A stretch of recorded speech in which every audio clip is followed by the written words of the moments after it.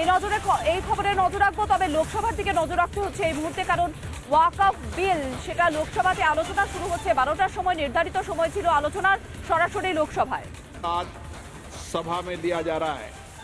वक्फ संशोधन विधेयक 2025 संयुक्त समिति द्वारा यथा प्रतिवेदित और मुसलमान वक्फ निरसन विधेयक 2024 माननीय मंत्री किरण रिजिजू जी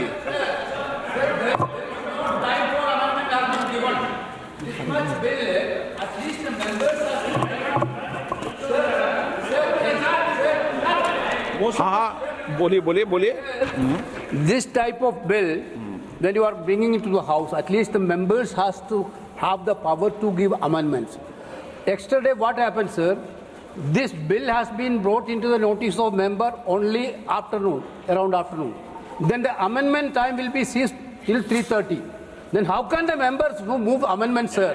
This is basically you are actually bulldozing the legislation, sir. This type of legislation bulldozing is not happened in this house, sir. Sir, members has to go. Why that, sir? You need to give time for amendment, sir. Sir, there are several provisions to be given amendment. There is no time at all. Okay आप सुनिए, आप बैठिए, एक विषय मैं दे दूं। माननीय सदस्यगण, मैंने सभी जो गैर सरकारी माननीय सदस्यों के जो भी संशोधन प्रस्ताव थे वह और सरकारी संशोधन प्रस्ताव दोनों को बराबर का समय दिया है। मैंने ऐसा नहीं किया कि आपके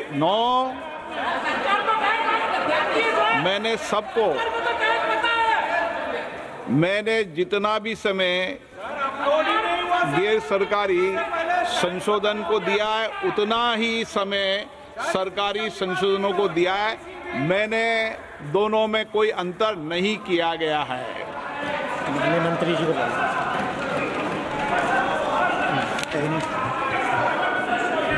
हाँ, एक मिनट एन के प्रेमचंद्रन जी आप बता दीजिए। Sir, my point of order is relating to Rule 80, Clause 1 of the Rules of Procedure and Conduct of Business, and under Rule 376 of the Rules of Procedure, and also colon sector, page 650. Sir, now this House is considering a bill, Waqf Amendment Bill 2024, as reported by the Joint Committee, Parliamentary Joint Committee. We are not discussing the original bill. It is as reported by the Joint Parliamentary Committee. My definite question to the Honorable Speaker, sir, is whether the Joint Parliamentary Committee has the right to incorporate new provisions in the bill. It is beyond the powers and ambit of the Joint Parliamentary Committee. They have incorporated so many new provisions. I have no objection in respect of those provisions. Even 2A also, it is appreciable. We don't have any objection, sir. Very serious technical matter. And kindly see, only even the House, Speaker sir, even the House do not have the authority to make wait up. You can reply after that. You can reply after, sir. You can reply after me, sir. Even this Parliament, even this Lok Sabha, this August House, do not have the right to incorporate a new provision unless you suspend Rule 81. But what is Rule 81, sir? Sir, Rule 81 is very clear. Rule 81 says the following conditions shall govern the administrability of amendments to clauses or schedules of a bill. An amendment shall be within the scope of the bill and relevant to the subject matter of the clause which relates. Whether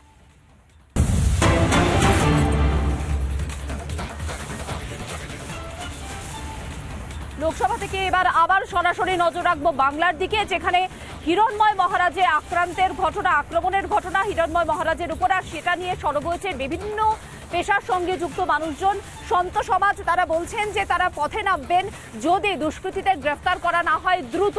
Hiranmoy মহারাজকে target করা হলো, সেই হিরণময় মহারাজকে target করার কারণটা কি? যিনি একজন গৌড়ীয় বৈষ্ণব সাধু, নিত্যানন্দ পরিবার পরম্পরায় তার বিশ্ববিদ্যা ধাম ট্রাস্টের তিনি প্রতিষ্ঠাতা, বৃন্দাবনের স্বনামধন্য বিনোদ বাবার অত্যন্ত স্নেহধন্য এই হিরণময় মহারাজ, যিনি কিনা চিন্ময় প্রভুর গ্রেফতারির সময়ও সরব হয়েছিলেন এবং যিনি কিনা বারবার সরব হন বাংলাতে হিন্দুদের সুরক্ষা নিয়ে, হিন্দু সন্ন্যাসীদের সুরক্ষা নিয়ে, আর তার উপরেই আক্রমণ চালানো হলো। দেখুন।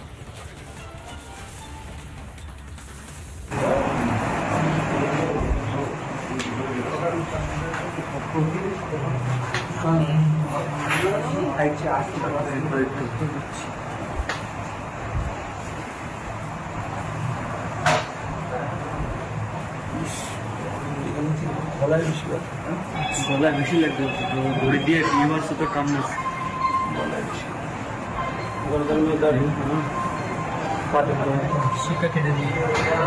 শিখা আমি নিয়ে এসেছি পকেটে করে।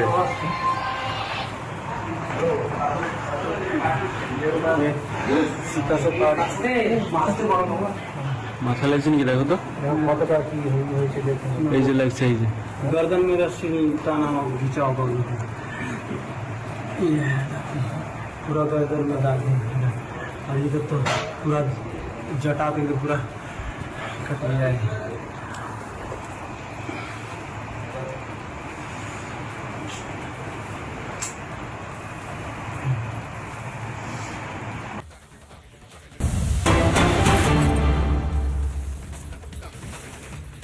अप्रूव कर सदन के सामने रखा। आपके द्वारा ये बिल जॉइंट पार्लियामेंट्री कमेटी को दिया गया, जिसका विपक्ष का भी बड़ा आग्रह था। कमेटी ने इस पर सुविचारित रूप से अपना मत प्रकट किया। वो जो मत प्रकट हुआ, वो मत फिर से कैबिनेट के सामने गया। कमेटी के जो सुझाव थे, ये भारत सरकार की कैबिनेट ने स्वीकार किए और अमेंडमेंट के रूप में किरण रिजिजू जी लेकर आए। ये तभी होता है जब ये ऑफिशियल अमेंडमेंट कैबिनेट की अनुमोदन के बगैर आता है। मान्यवर, मैं नहीं मानता इसमें कोई पॉइंट ऑफ ऑर्डर है, और आपका ही आग्रह था कि कमेटी जॉइंट पार्लियामेंट्री कमेटी बने। अगर कमेटी ने कोई बदलाव ही नहीं करने हैं तो ये कांग्रेस जैसी कमेटियां नहीं, हमारी लोकतांत्रिक कमेटी है मान्यवर, जो दिमाग चलाती है। कांग्रेस के जमाने में कमेटियां होती थी जो थप्पा लगाती थी। हमारी कमेटी चर्चा करती है, चर्चा के आधार पर विचार करती है और परिवर्तन करती है। अगर परिवर्तन को स्वीकार ही नहीं करना है तो कमेटी काहे को लिए है भाई?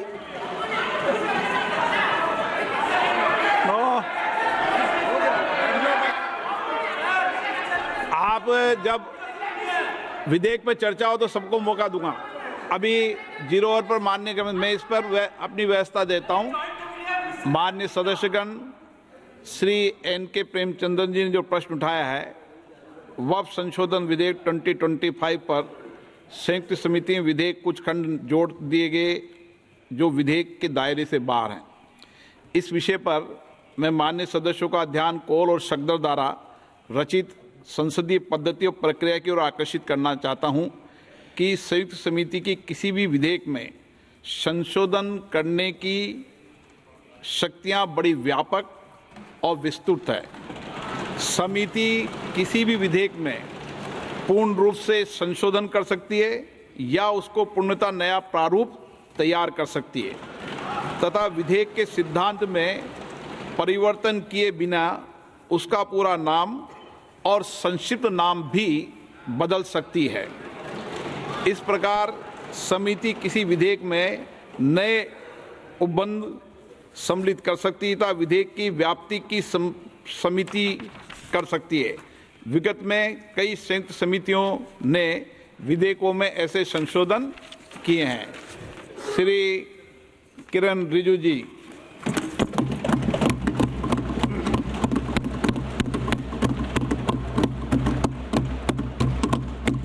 Honorable Speaker, sir, I rise to move the motion for consideration of the Waqf Amendment Bill 2025 and Mussalman Waqf Repeal Bill 2024। अध्यक्ष महोदय जी, आपने जो रूलिंग दिया है, जेपीसी के बारे में जिक्र किया है, उसी के साथ साथ जुड़ते हुए एक मिनट किरण जी, एक मिनट श्री सौगत राय जी संशोधन संख्या 108 को प्रस्तुत करें। आप बोल रहे थे ना? Under Rule 77(2) of the Rules of Procedure, I propose that the Waqf Amendment Bill 2025 be recommitted for the purpose of eliciting further opinion thereon. Okay, माननीय मंत्री जी अब 12-16 पर अपना वक्तव्य दें।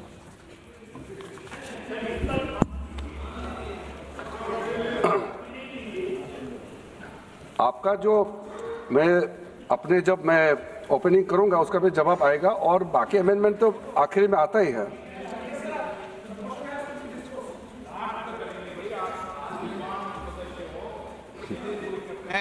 चलिए माननीय मंत्री जी।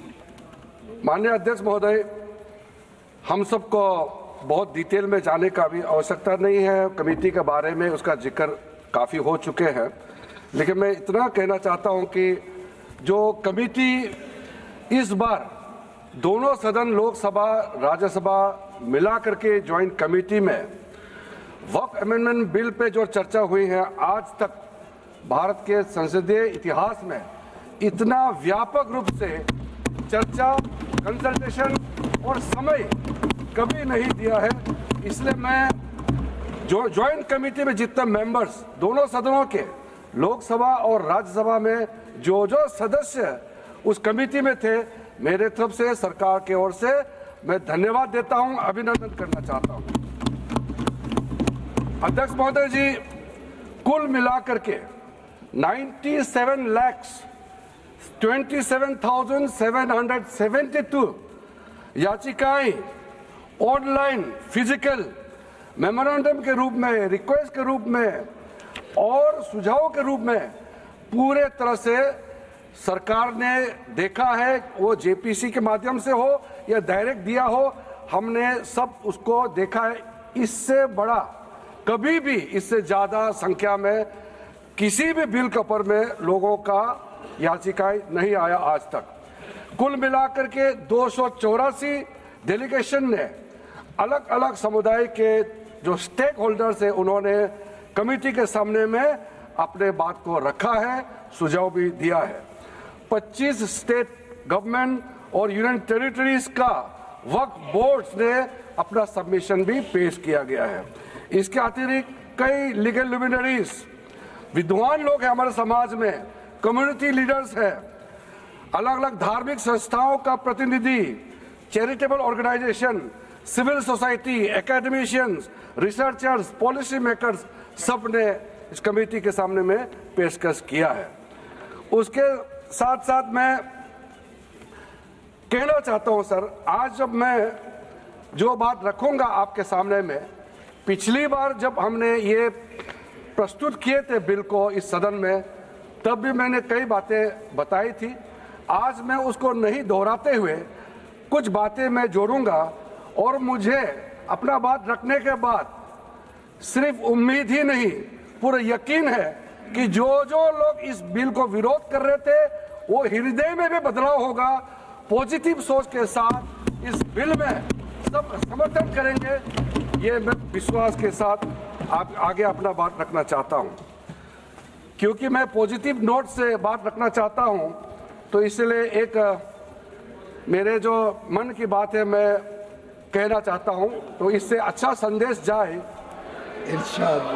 किसी के बात कोई, अध्यक्ष महोदय, किसी की बात कोई बदगुमान ना समझे, इस जमीन का दर्द कभी आसमान ना समझेगा। ये मैं दिल से कह रहा हूं, क्योंकि अच्छा सोच के साथ, बड़ा दिल के साथ, खुले मन से मैं ये प्रस्ताव आपके सामने में पेश कर रहा हूं। सर, कई लोगों ने अपने अपने तरीके से बातें रखी हैं। किसी ने कहा ये प्रावधान अनकॉन्स्टिट्यूशनल है, गैर संवैधानिक है।